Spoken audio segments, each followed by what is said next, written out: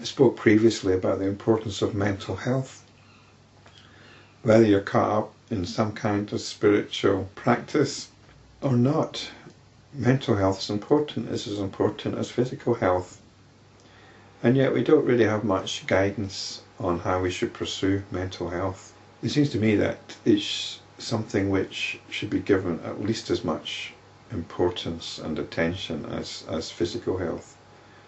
We're so concerned about diets, about body mass index, exercise and so on. But what about the mind? What can we do about the mind?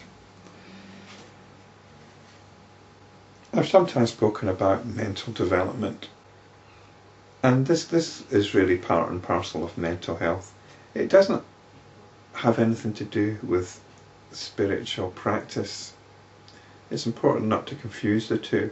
Spiritual practice is one thing, and mental health, mental development is another.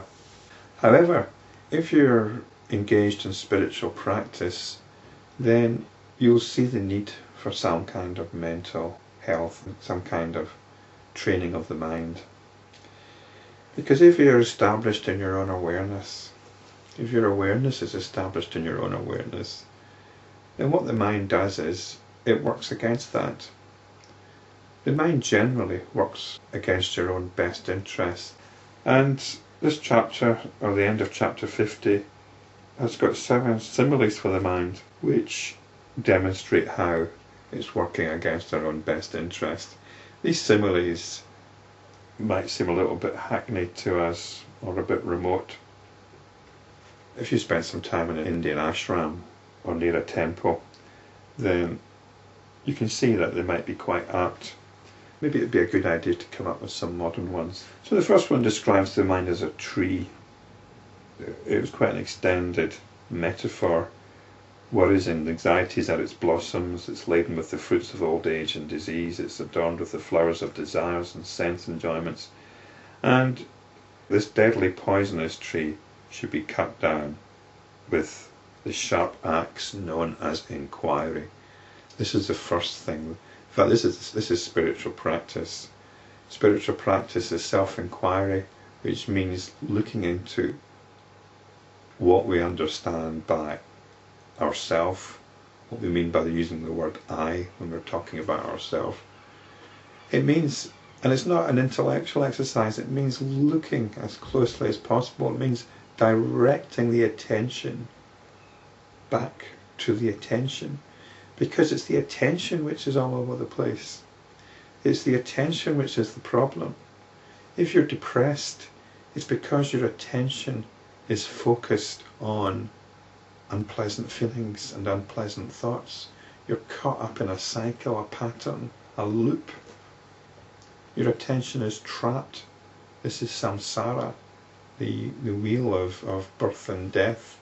Sometimes you come out of it, sometimes you're stuck in it. So whatever the attention is doing, this is the measure of where you're at. What is your attention focused on right now? This gives you a flavour of your intrinsic being. And can you turn the attention on itself? This is inquiry. And inquiry is not always possible, especially if you're in a frantic state, agitated, stressed, feeling physical or emotional or mental pain, anguish, all these things should actually be quite helpful for inquiry. I don't want to make any excuses for not doing it. I've got to be careful about that, making excuses. Oh, it's too difficult now. Can't do it now. Every moment is an opportunity to do it, to practice it. But if you actually are in severe pain or stress or anguish, then it's very, very difficult. So we need to find other techniques. The second metaphor or simile was like an elephant. Actually, one simile or practice I'd like to suggest to you is to do with the computer. The computer is like a physical representation of our mind, especially if you spend a lot of time online.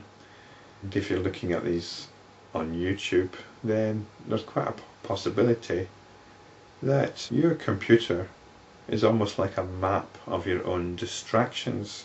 I've described before that the perhaps arcane analogy of our mind with actually switching on the computer. The bootstrap process, whereby one notion feeds many other notions.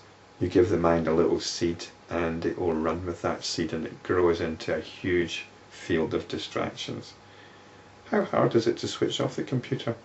The computer is so much part of our lives now, and even if we've got some legitimate business out of the computer, I found it's actually quite difficult to switch it off sometimes. Even if I've finished doing what I'm doing, I'm looking for some further distraction.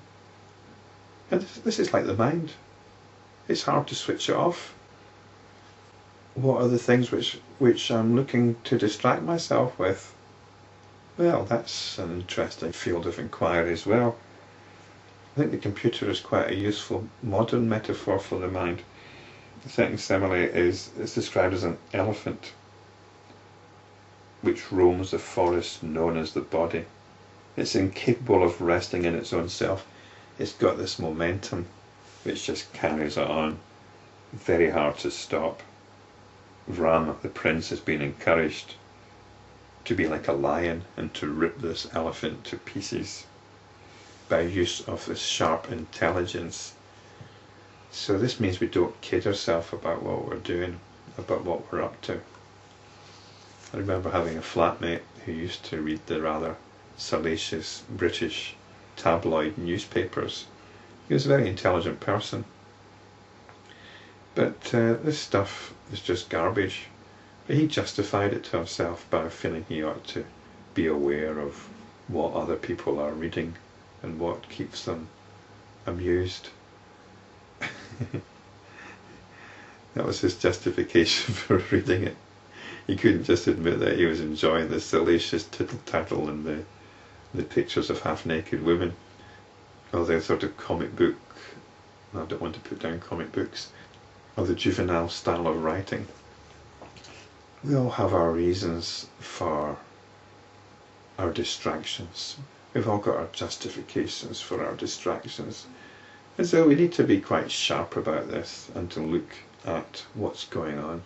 It's about integrity, it's about honesty, self-honesty, which is the hardest thing of all, the hardest kind of honesty of all. Because we've got our self-image. We've got how we see ourselves to promote. That's the image which we must promote at all costs.